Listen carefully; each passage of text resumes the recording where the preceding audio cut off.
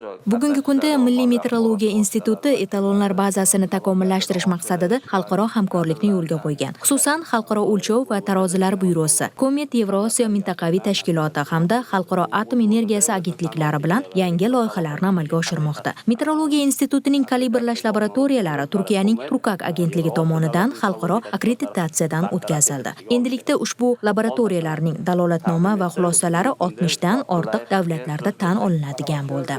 Bundan tashqari, Germaniyaning Atlas kompaniyasi bilan hamkorlikda hozirgi kunda yo'l harakati xavfsizligi uchun foydalanilayotgan foto-video fiksatsiya tezlik o'lchash radarlarini metrologik tekshiruv joriy etildi.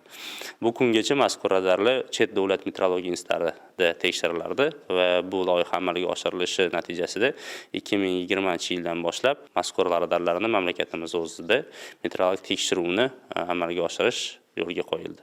Shuningdek, institut Xalqaro atom energiyasi agentligi bilan ikkilamchi etalonlar dozimetriya laboratoriyasini yaratish bo'yicha hamkorlik loyihasi ustida ishlamoqda. Unga ko'ra, o'zbekistonlik bir guruh mutaxassislar xorijiy meteorologiya institutlarida o'qitildi. Hozirgi kunda mazkur loyiha dasturi asosida laboratoriyalar radiatsion xavfsizlik normalariga asosan ta'mirlandi va joriy yilning 3-4 choraklarida yuqori aniqlikdagi 2 etalon uskunasi yetkaziladi va bu o'z o'rnida O'zbekiston Respublikasida sog'liqni saqlash va qator sanoatda, qator tarmoqlarda ishlatiladigan radiatsion xavfsizlik maqsadida foydalaniladigan o'lchash vositalarining metrologik tekshiruvini qamroviga sabab bo'ladi.